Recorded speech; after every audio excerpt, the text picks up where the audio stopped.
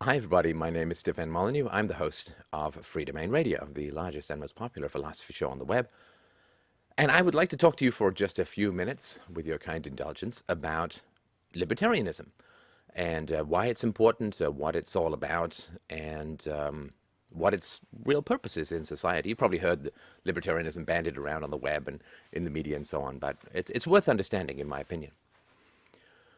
So I would argue that really the best function of human thought is to take principles that we learn locally and keep extending them and applying them to see how far they hold, right? So gravity is something we all learn locally. You know, we throw balls, frisbees, jump off low walls, and so on. And so the purpose of human thought in physics, for instance, would be to continue to extend the principle of gravity and see how far it holds. It turns out it holds all throughout the universe and all throughout time, producing some really freaky phenomenon like black holes and so on. And a lot of these truths that we discover through taking local experiences and extrapolating them to universal principles, a lot of these truths are really, really freaky. I mean, originally, of course, it was thought or believed that the Earth was the center of the universe and all the sun and the moon and the stars and the planets spun around the Earth. Turns out, if you'd put money on that bet, you would have lost, because, of course, as we know, the sun is the center of the solar system. We're basically falling around the sun is falling around the center of the galaxy, and we're traveling at unbelievable speeds at all times, but kind of really doesn't feel that way, you know, unless you stick your head out of a pickup truck window. So there are these truths that are just kind of freaky, which is what happens when you take principles and extend them. If you take a principle called the speed of light is constant and you extend it throughout physics, as Einstein did, you end up with this crazy stuff where the faster you go, the slower time goes. You get Queen songs and additional matter that grabs onto you as you go faster and faster and faster. It's very, very strange stuff. But it's what happens when you take principles and you extend them to see how far they can go. Now, libertarianism is one of those experiments, one of those thought experiments. So basically, libertarianism is founded on kind of two things, and they're two sides of the same coin. Number one, the non-aggression principle. You are not morally allowed to initiate the use of force against others. You can, in self-defense, use your nunchucks or whatever, but you can't initiate the use of force against others.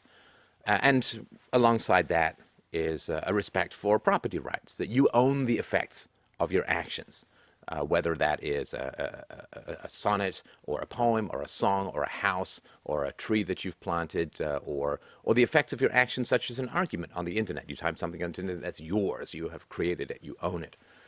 And morally, we own the effects of our negative actions. You know, like if I go and steal someone's iPod, I've actually owned that theft. I've created it. It's my theft. That's why I would get sanctioned or punished for that. So non-aggression principle, which is called the NAP, and a respect for property rights is really the foundation of libertarianism. And it's really not that freaky a philosophy when you think about it. I mean, I have a daughter, and like all parents, I tell my daughter, don't hit and don't take stuff. You know, this is kindergarten ethics 101 on the walls of all the brightly colored classrooms throughout the planet. So this is what we say. We say, don't hit, use your words, don't hit, and don't take stuff. And these are kind of the local ethics that we are very comfortable with, that we live our lives by, almost all of us, that we instruct our children about, and that we expect in the workplace, and we expect in the schools, and so on. Don't initiate the use of force and respect other people's property.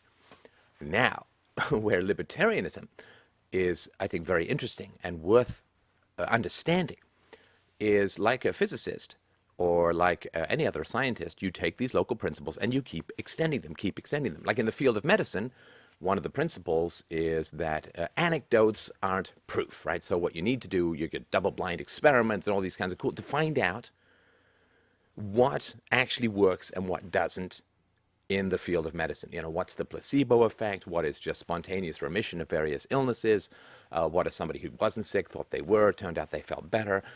So the double-blind experiment is a way of trying to find out what's true and what's not, and it separates the quackery from the actual useful medical cures.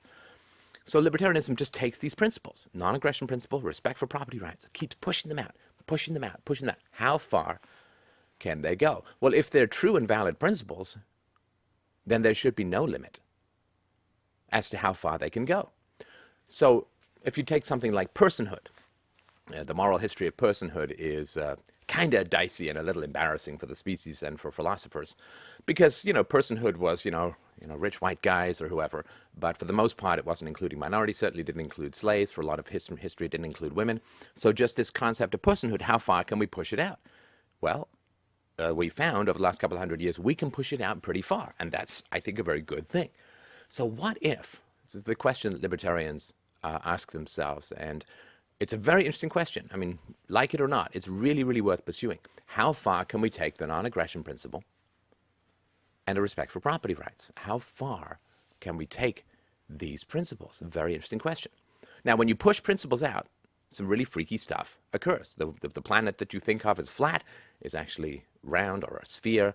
Although the sun and the moon look the same size, what is it, about a dime at arm's length or something? And they eclipse, they seem to fit together quite well. Turns out that the sun is hundreds of thousands of times bigger than the moon, and so on. So it really messes with your perspective when you take principles and continue to extend them, right? So for thousands and thousands of years, human beings have been breeding animals and crops to further their utility for agriculture or pleasure.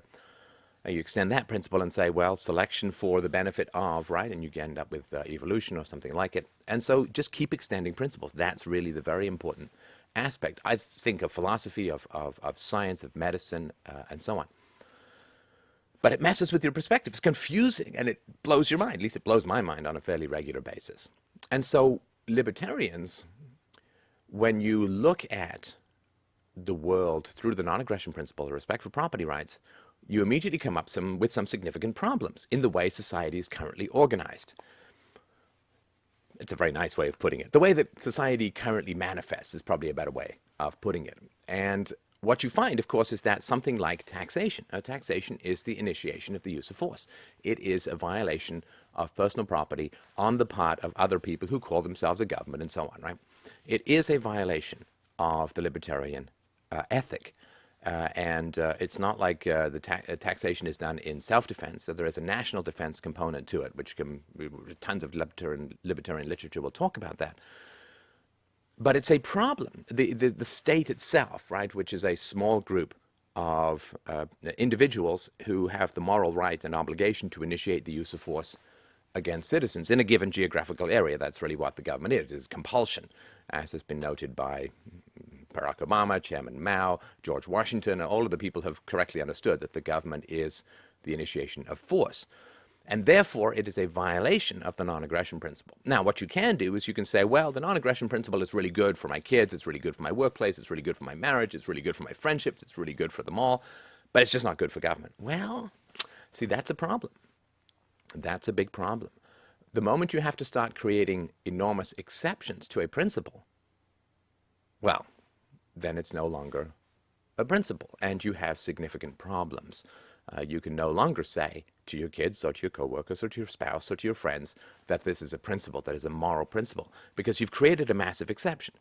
So a long time ago, so before the Copernican and Ptolemaic revolution of the sort of 15th and 16th centuries, astronomers believed that the circle was like the perfect, that God would never have an ellipsis.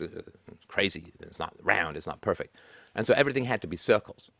And this is called the Ptolemaic, after an ancient Greek astronomer, the Ptolemaic system of astronomy. And the problem is that, of course, as we go around the sun, Mars goes around the sun slower, so at some points Mars, it's called the retrograde motion. Mars seems to be going backwards, and then it starts going forward again. So people started inventing all these crazy circles within circles within circles, and it ended up being, hundreds of pages of calculations just to figure out where Mars was in the night sky or where it was going to be in a week from now, because they had the principles fundamentally wrong. The Earth was at the center and everything was considered to be circular, where, of course, the reality is, on the heliocentric model of the solar system, the sun is at the center and everything's an ellipsis. And once you did that, bingo, bango, bongo, you've got very easy to calculate Martian positions, no problem. So you can't just create an exception and have it be productive. And so with libertarians, the argument is, well, we have this non-aggression principle, we have a respect for property rights that's enshrined in the law.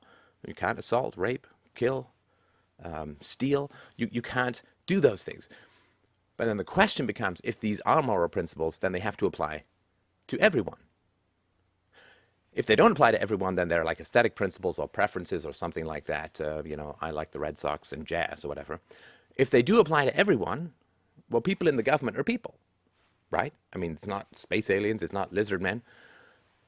So if the non-aggression principle applies to everyone, and people in the government are people, then the non-aggression principle must apply to people in government. And this is why, in the libertarian position, things like the war on drugs are considered to be wrong, immoral. Somebody who goes and smokes marijuana or something else is not initiating the use of force, assuming they didn't sort of steal to go buy it, right? Which they really wouldn't have to do if it wasn't for the war on drugs. So they're not initiating the use of force against anyone. By having a voluntary trade, they are not violating property rights. They're not going to steal the drugs. They buy it for whatever amount of money. And so the government then, by grabbing that person with armed guys and throwing them into a cage and trying them and locking them up and so on, preventing them from leaving and shooting them if they try to escape, well, that is the initiation of the use of force against peaceful people. It's not like this hedonism thing where it's like, oh, I can't wait to get crack into the hands of toddlers. It's nothing to do with that. It really is just when you look at something like the war on drugs from the libertarian standpoint and say, well, is somebody peacefully buying drugs initiating the use of force against anyone? Well, no. Are they violating property rights? Well, no. Then if you use force against somebody who's not using aggression or violating property rights, then you are now the aggressor, and that's immoral because you are now initiating the use of force against the peaceful person. And whether you're in a blue costume or a green costume or a polka dot costume or dressed like Ronald McDonald, doesn't really matter. You're still a person and thus subject to these universal principles. So I don't want to get into a lot of detail here because it's just kind of like an very introductory thing. But I really would encourage you to explore this way of thinking. The libertarian position is that most of the immorality within society, most of the evils that are occurring within society, most of the disasters that are occurring within society are occurring because of a violation of the non-aggression principle or of property rights or both. And so national debts are a violation of property rights in that you are selling off the future productivity of people who aren't even born yet and can't defend themselves. You and I could never do that in a contract, but the government can. The monopoly that the government has on money, on the issuance of currency, is a violation of the non-aggression principle, because if somebody else wants to create some currency and we agree to use it, you and I, or you and I and some other guy, then we're peacefully deciding to trade based upon Raggedy Ann dolls or whatever it's going to be. We're not initiating force against anyone. We are simply using a different medium for trade. And if we want to use gold, if we want to use diamonds, if we want to use anything, conch shells, I mean, we can do anything we want as long as we're not initiating force. Now, of course, the government forces you to use its currency, which gives it an immoral monopoly, and it initiates the use of force against people who would rather use something else. And so the monopoly on currency and national debts, just some examples, for instance, that's important. A war, of course, unless it's a purely defensive war against an imminent invasion, war is a violation of the non-aggression principle in that you are going to attack another country, first and foremost, and you are initiating the use of force against your own citizens to extract money from them through taxation to pay for the war that you are prosecuting. And so I just really wanted this to be kind of an introduction. I certainly don't expect this to be like, I completely agree. But what I would encourage you to do is to look at society, and where you see significant problems, look for violations of the non-aggression principle, violations of the respect for property rights. And I would bet you pretty significant odds that where you see the greatest problems in society and the least sustainable catastrophes within society, you will find these violations at the root. And I think it's well worth looking at society and the world around you through this lens. Does this proposed action or this existing action or policy violate the non-aggression principle, does it violate property rights? If it does, well, look deeper. And I think you'll find that libertarianism has some very interesting things to say. And I think we are a long way as a species from finding the end of where we can apply the non-aggression principle and property rights. For more, of course, you can go to a variety of places. My website has more information about this, freedomainradio.com, but you can go to a lot of other places on the web for this. And I really, really encourage you to look into this. It's a very interesting school of thought and well worth checking out. Thank you so much for your time. I really appreciate it.